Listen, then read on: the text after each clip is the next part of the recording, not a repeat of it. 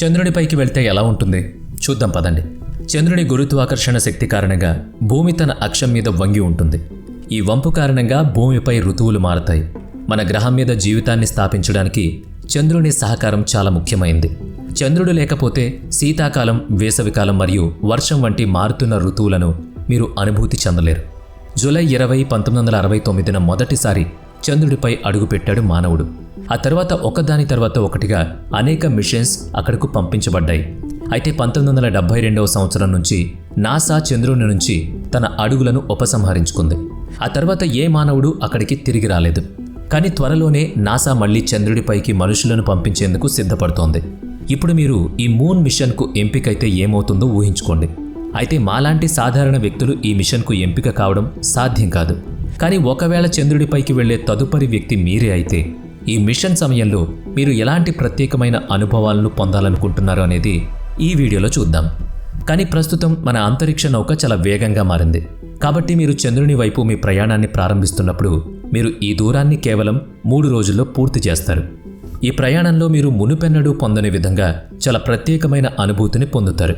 మీ space క్రాఫ్ట్లో ఒక ప్రదేశం నుంచి మరొక ప్రదేశానికి వెళ్లాలంటే మీరు నడకకు బదులు గాలిలో తేలుతూ ఉండాల్సి ఉంటుంది.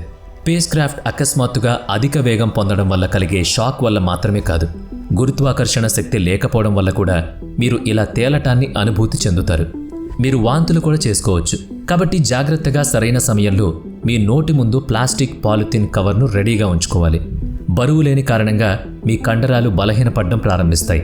కాబట్టి మీరు సరైన సమయంలో మీ కండరాల బలాన్ని బ్యాలెన్స్ చేయడానికి కొంత వ్యాయామం కూడా చేయాల్సి ఉంటుంది. మీరు మీ వ్యోమనౌక నుంచి బయటకు చూస్తే మీరు ప్రతి చోట బోరింగ్గా ఉండే చీకటినే చూస్తారు. అటువంటి పరిస్థితుల్లో మీ 3 రోజుల ప్రయాణం 3 నెలలుగా అనిపించవచ్చు. కానీ మీరు చంద్రునిపై ల్యాండింగ్ చేయడంలో విజయం సాధించినప్పుడు మొదటిగా మీరు మన భూమినే అనుభూతి చెందుతారు. చాలా సంతోషంగా అనిపిస్తుంది. మీ గుండె ఉత్సాహంతో వేగంగా కొట్టుకోవడం మొదలవుతుంది. మీరు చంద్రునిపైకి వెళ్ళిన వెంటనే ఇది చాలా పెద్దదిగా మెరుస్తూ నీలిరంగులో కనిపిస్తుంది. మన భూ సౌందర్యం మన మనస్సును దోచేస్తుంది. కాబట్టి హాయిగా కూర్చుని మన భూమి అందాలను ఆస్వాదించవచ్చు. అయితే భూమిని గంటల తరబడి చూశాక మీకు ఒక షాకింగ్ విషయం తెలుస్తుంది. అంటే భూమి తన కక్ష మీద తిరుగుతున్నప్పటికీ అది ముందుకు సాగదు, కానీ ఒకే చోట విశ్రాంతి తీసుకుంటుంది. అంటే మీరు భూమి నుంచి చంద్రుడిని చూసినప్పుడల్లా చంద్రుడు కదులుతున్నట్లు అనిపిస్తుంది. చంద్రుడు సాయంత్రం తూర్పున కనిపిస్తే అర్ధరాత్రి వరకు అది కదులుతూ దక్షిణ దిశకు చేరుకుంటుంది. కానీ చంద్రుని నుంచి చూస్తే భూమి ఎల్లప్పుడూ ఒకే చోట స్థిరంగా కనిపిస్తుంది. చంద్రుడు మన భూమికి టైడర్ లాక్ అయినందున ఇది జరుగుతుంది. అంటే భూమి యొక్క గురుత్వాకర్షణ శక్తి చంద్రునిపై ఎంతగా ఆధిపత్యాన్ని చెలాయిస్తుంది అంటే చంద్రుడు భూమి చుట్టూ తిరుగుతున్నప్పుడు భూమి యొక్క బలమైన గురుత్వాకర్షణ శక్తి చంద్రుని భాగాన్ని తనకు తానుగా ఉంచుతుంది. కాబట్టి అది తన అక్షం మీద తిరుగుతూ ఉంటుంది. అంటే చంద్రుడు భూమితో తన కోణాన్ని మార్చకుండా తన అక్షం మీద తిరుగుతాడు. భూమి నుంచి చంద్రుడిని మనం ఎల్లప్పుడూ చూడడానికి అదే కారణం.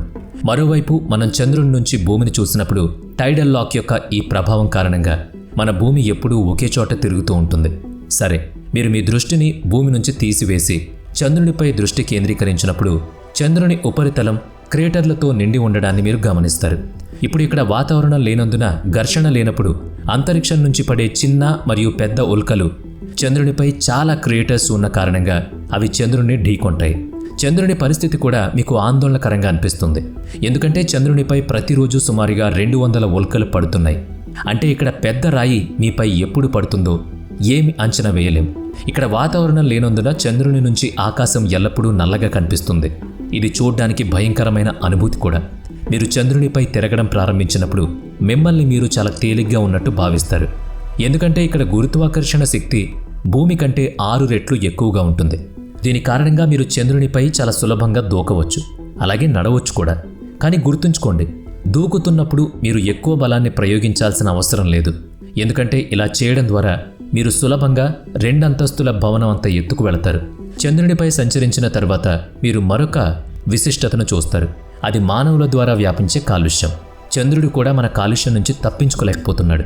చంద్రునిపైకి మనం పంపించిన అనేక రోవర్ల శిథిలాలతో పాటు గతంలో చంద్రునిపైకి వెళ్లిన వ్యోమగాములు విసిరిన వస్తువులను కూడా మీరక్కడ గమనించవచ్చు.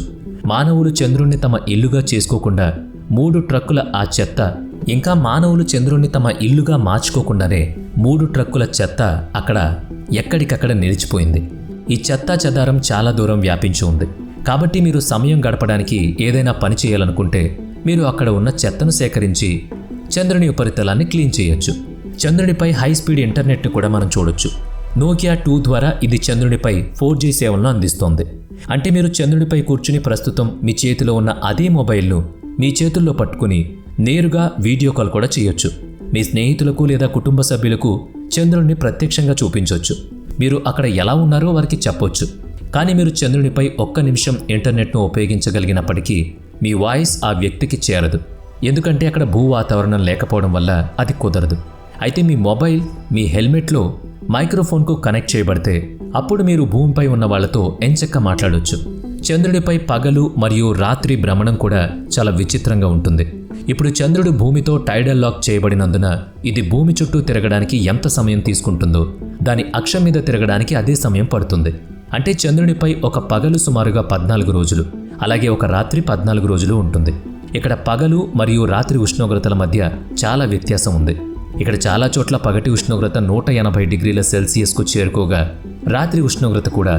చంద్రునిపై ఈ భయంకరమైన చలిని నివారించడానికి మీ స్పేస్ సూట్ ఉపయోగపడుతుంది.